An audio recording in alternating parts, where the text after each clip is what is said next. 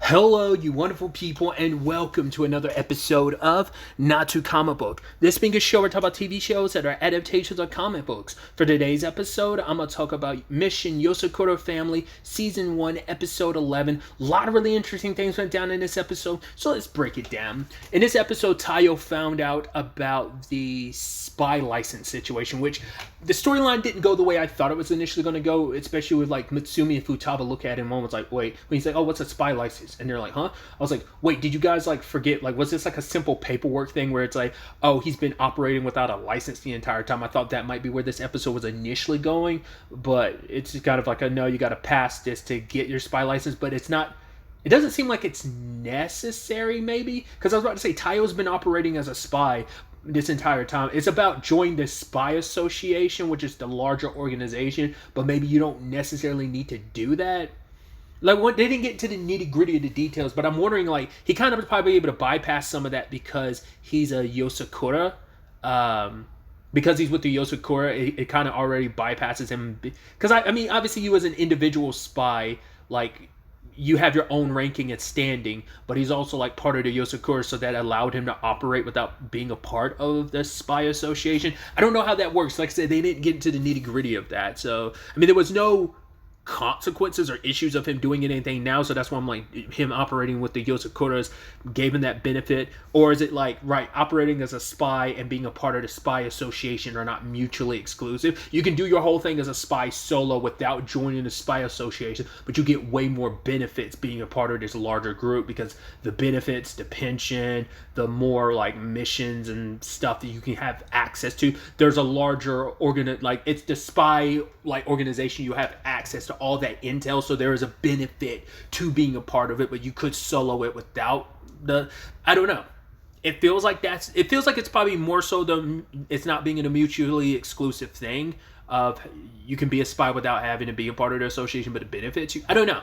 I just thought that was such an interesting element. But before we even get to that, because that's the second half of the episode, first half of the episode is we find out that Futaba is scared of the supernatural type of person, which I was like, oh, I wasn't expect. Makes sense. I like that archetype about characters. I love that, once again, taking it back to Trail / Kaseki, that is a character archetype that I think there's at least one in every arc.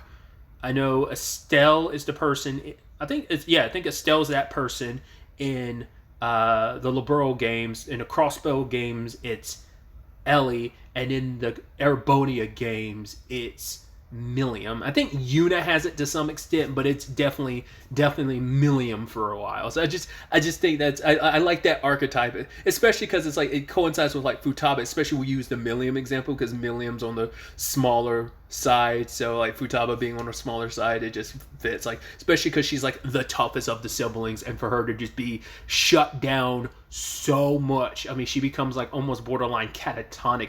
And I love like Shion's explanation of like, right, like bad guys, villains, anything like that, like something that can be hit and her powers can work on. It's like, sure, but you know, ghost and curses, that's not something she can really hit, and her like IQ can't work against them. It's like, oh, that's a weird stipulation of like, that's an interesting boundary. So the episode is mainly spent all the siblings doing everything they can to keep Futaba like not stressed out, because she clings on to people, and it's been a while since she's had one of these episodes, so the family like, it's like, oh well, we gotta stick together. First Kingo was like messing with her, like even though Shion was like, don't do that. I love that the TV like news report was like, oh, they're gonna talk about something haunted. Shinzo shoots the remote and be like, oh, thank goodness that was close. Was the entire family put like I think a phone or something right close to her face so she's distracted. It's just like the little things they do, and just seeing her like creep around the house, because she keeps noticing like there starts being some stuff going around the house where it's like there's something going off, and like even Goliath is reacting to it, and it's like, oh, is it really just the wind? What's going on? I was about to say, because like they kept focusing on it during the ghost section, but we never got an answer to it. I love it's a post-credit reveal of what that's all been about. I was like, oh, that's so neat, because by the time the second episode's happening, you kind of forget about it, and I love that they bring it back in the post-credits. It's actually kind of interesting. I really want to talk about this because I was just looking up, I looked at the wiki, not anything spoiler related, but it's just when I was looking up some of the episode titles, I couldn't find one when I just naturally Googled it, so I looked it up on the wiki. And I've never like looked too deeply into like, oh, like when it comes to an anime and manga, I know the general space of like, okay, this anime covers this amount of the manga, certain amount of volumes, yada yada yada. But like looking at the episode to chapters in the manga is so interesting because like some of these double episodes are so like all over the place. Like I forgot one of the previous episodes, it was like, oh, this first part of the episode is from like chapter 15 to 17, and then the second half of the episode pulls from like chapter 9, but this one also pulls from like 11 to 12. It's so weird how that's like matched like that. I think that's such an interesting thing. So that kind of showcasing like some of these story points, at least in the manga, don't like happen consecutively. Like I said, I think it kind of fits with the slice of life nature of the story, but I guess because some of these storylines are so short, they're like, right, let's couple them together with other episode stories that will progress the story forward, but also kind of help build out the world more. It feels like, I don't know, I just think that's such an interesting, like I said, maybe more things do that than I realized, but this is the first time I've ever really gone to like one-to-one, not fully one-to-one, but having seen someone break down like what chapters were adapted. Like I'm sure if I look it up online, I'd find that information on a lot of stuff, but I've just never done that. And even this, I wasn't trying to find it. I just like stumbled across that information. I just thought that was so fascinating. So that's why I'm like, this episode in particular is probably like that too, because it is a double up episode. I mean, I'm sure some of the single off episodes, like where it's just like one focused storyline, I'm sure even that probably does that, but I'd assume like, oh, this is like consecutive chapters being adapted, whereas this is like some consecutive chapters, but then other odd chapters from another part of the manga being adapted. I don't know, I just think it's interesting. But either way, while all that's going down, I love the whole like Mutsumi having to like bathe with Futaba and eventually like having to sleep in the same bed as her and reading like this book. And I love that Mutsumi was like, yeah, I usually read it till I fall asleep. And she's like, right, if I fall asleep, Taiyo, you take over. And it's like, don't worry, Futaba, Taiyo's going to be here to guard us. But in that moment, like only partway into reading it does Mutsumi pass out. I thought it was interesting the book she was reading. It feels like that might be a giant metaphor for what's to come in the future. Might be foreshadowing. It might be more related to the past, and it might be foreshadowing the future. Because like Mutsumi had told a story previously that seemed very specific that I'm like, I didn't know if that had something to do with the Yozakura's past or something like that. Because she was talking about like basically a grandfather and a grandmother, an old man and an old lady who were like a couple or whatever. He was one thing and she was another. So it feels like those stories seem particular. Like they go out of their way to kind of break down this story of like a demon clashing between like humans and demons, and this child who's supposed to be like the savior ultimately ended up killing his best friend. It's just kind of like the flow of life just kind of like goes out of your hand. I mean, because it fits with the metaphor and it's an antidote and analogy for Futaba, but we'll get to that in a second. But it feels so specific that I'm like, I mean, I don't think this was going to have anything to do with demons. I don't think this series is going to like take that turn with everything, but I think it might just be like that story might be like a parable or like I said, antidote for like something that happened in the past that might be a future storyline. Like an example I'll use, and this might have come up in the One Piece anime, but it definitely comes up in the live action One Piece series, that Nami reads a book about, what was his name, Nolan, which basically they set up the Skypiea arc.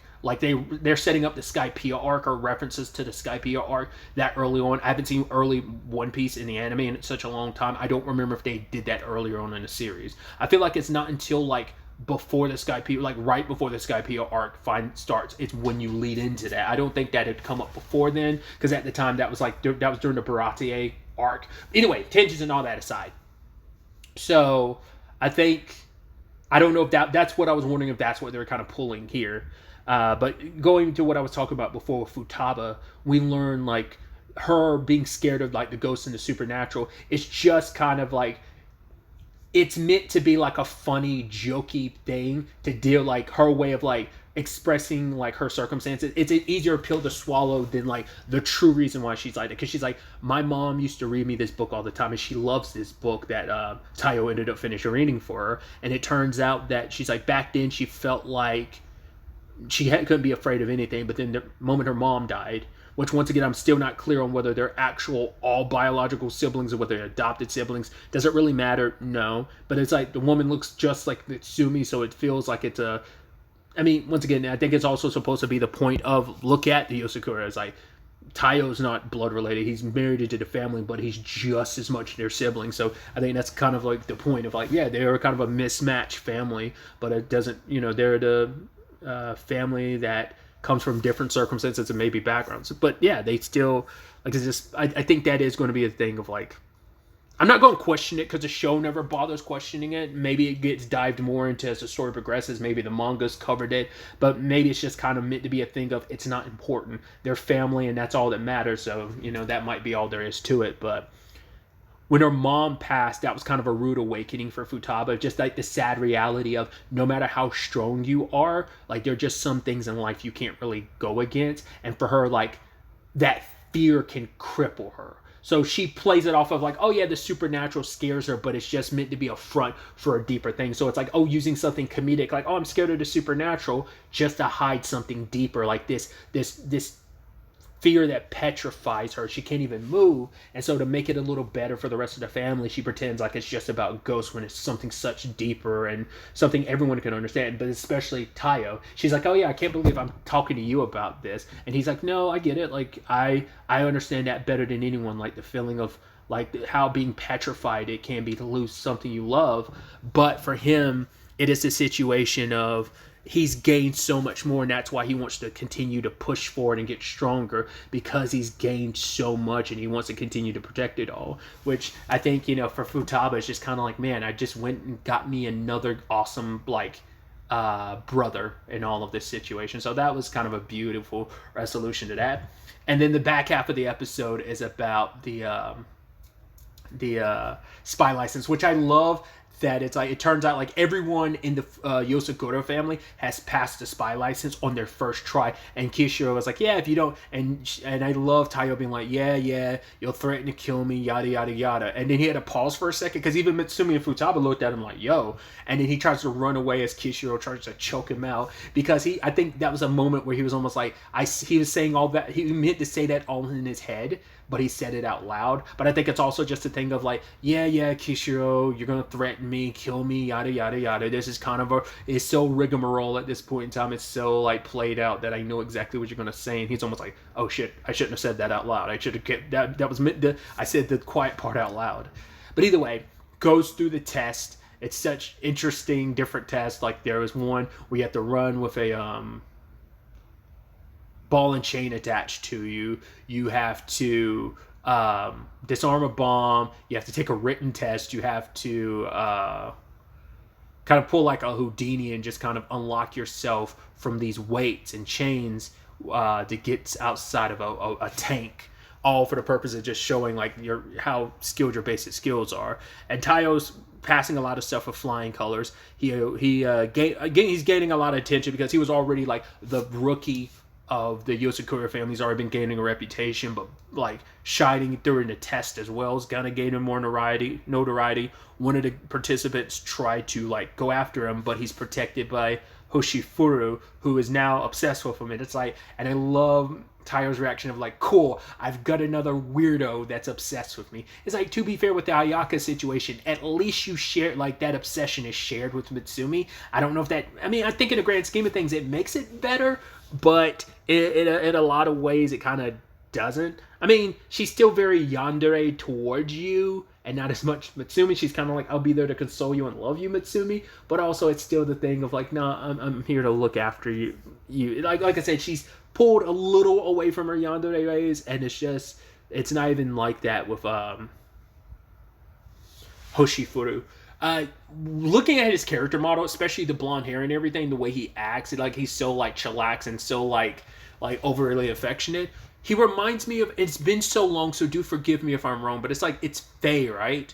or is it Phi? It's been so long I can't remember, from Tsubasa Reservoir Chronicles. Like I said, the whole like blonde hair doesn't help, but also just like his whole persona and how he acts and personality, very much like I said, I can't remember if it's Phi or Phi from Tsubasa. He gives off the same like energy. But I also love, like, once again, Mitsumi gets very, like, overprotective when it comes to Taiyo. She's like, okay, Hishifuru, can you, like, not flirt with my spouse? Because he's kind of got the reputation for being, like, the playboy in the world. And it's like, oh, I can't help it. He even has, like, a doll of Taiyo. It's like, how do you even have that? It's like, oh, yeah, I've collected all these hairs and stuff from all your different mission sites. And Taiyo's like, I wish I hadn't even asked you. So, but he's there every step of the way, kind of be like, oh, Taiyo, good luck. Oh, like, let's use this. Oh, when he's hiding and running away from those big guys, he's like, oh, here you are in my arms. Let's embrace. And Taiyo just can't get away from him. But during, like, the last leg of it, after they've all passed, it's like, okay, cool, we're good. It's like, yeah, for confidentiality's sake, you can all come and collect your licenses now that you've all passed, but the problem is this room has to be destroyed in the process, so yeah. So they're all running as, like, the hall is, like, crumbling. It's such a weird thing. I don't know why this immediately popped. It popped in my head. Don't ask me why. It reminds me of the, oh god, was it Cloister Trials of the Fates from Final Fantasy X, the Macalania one? Like how that one, like, I think more specifically how you have to do that one backwards. It kind of gave me that same thought. I don't know why. I mean, I guess you could also make the army. It's kind of like, probably the better comparison would be like the opening in Xanarkand would probably be a better example to use, like the end of the Xanarkand prologue for that. Either way, I don't know, Macalania, like the Macalania Temple Cloister Trials, like just first popped in my head for whatever reason. But either way, Hoshifuri like ends up saving Taiyo after like the guy that's like his main competitor knocks him back, and as the place is crumbling, he protects Taiyo, but Taiyo grabs him and it's like, right, you're obsessed with me because of my never giving up. It's like, well, you need to, this is me not giving up and I'm dragging you along with me, so you have to see this through. But it turns out Taiyo made the right choice, because it turns out Hoshifuri is a judge. He's one of the proctors for the test, and what Taiyo did was prove himself. It's like, yes, going through the basic skills, proving yourself, that's one aspect of the trial, but it was also about checking out a hunter's humanity. So, in that moment, Taiyo passed. I don't know if he's the only one to pass, which makes me wonder, can only one person pass a year, or did other people pass? Because the other guy didn't. He failed because a guy that was with him turned out to be a proctor as well. Like, they're mixed in with the crowd, so there are people here taking the exam, but every person is partnered up unknowingly. They're kept, like, there's a proctor meant to keep an eye on a respective participant in this trial. So it turns out that this was all about, it's about, in a landscape like Spyhood, where betrayal is around every corner, it makes a lot of sense why, the Spy Association looks for that humanity in people, that trust, which is like, right, if you're able to gain the trust of the Yozakura family, like, then that kind of proves like none of this test was probably even fully necessary for someone like you. It just kind of hammered home more of the point of, that humanity that exists in Taiyo. So, and I love Taiyo being like, oh my god, you being so affectionate towards me was all a ploy, wasn't it? He's like, actually, no, it wasn't. This was just me, like, now I'm really, really into you. So it's like, right, just gotta deal with that. Definitely not the last we've seen it, that character. That's too much. Like, the moment you got introduced to him and he kind of took such an interest in Taiyo, they specifically zoomed on him. I'm like, oh, he's a specific dude. I just wasn't expecting his character arc to be what it is. Makes me wonder, does Mitsumi know that? Because I'm about to say, like, well, she knows that he's already a silver rank. So I was like, did Mitsumi not? She knows he's a spy, but I don't know if Mitsumi knew that, and she kept quiet about everything. So it's like, maybe she already knew he was a proctor and didn't say anything. Because it's like, right, gotta let the test play out. Or was it more of a thing even, because she's the head of the family, and she's very knowledgeable a lot about stuff, so she probably already knew, but there's kind of like you kind of have to keep quiet about some stuff. But, whatever the case may be, those details kind of don't probably matter in the long run. But yeah, just all that matters is the families gather to celebrate Tayo passing. And we get the reveal, as I was bringing up before, all the creaking and stuff like that. It was Kishiro. He made very thin, like, compartments in the walls that allow him to, like, sneak around so he can be that much closer to Mitsumi without her really knowing. But it turns out, just to get so close to her, just to make sure there's less and less in between them, he made them a little thin. And that's what the creaking has kind of been about. And now it finally gave way.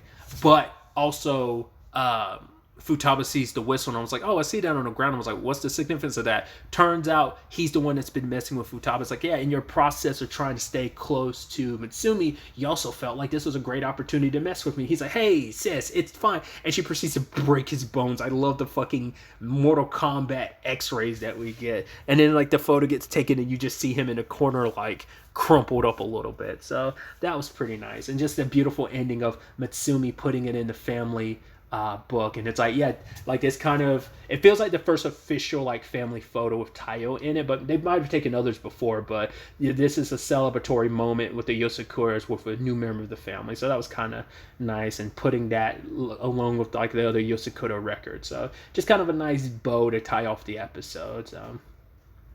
But really, that's all I want to talk about. I'm very excited to see where the next episode takes us going forward with all of this.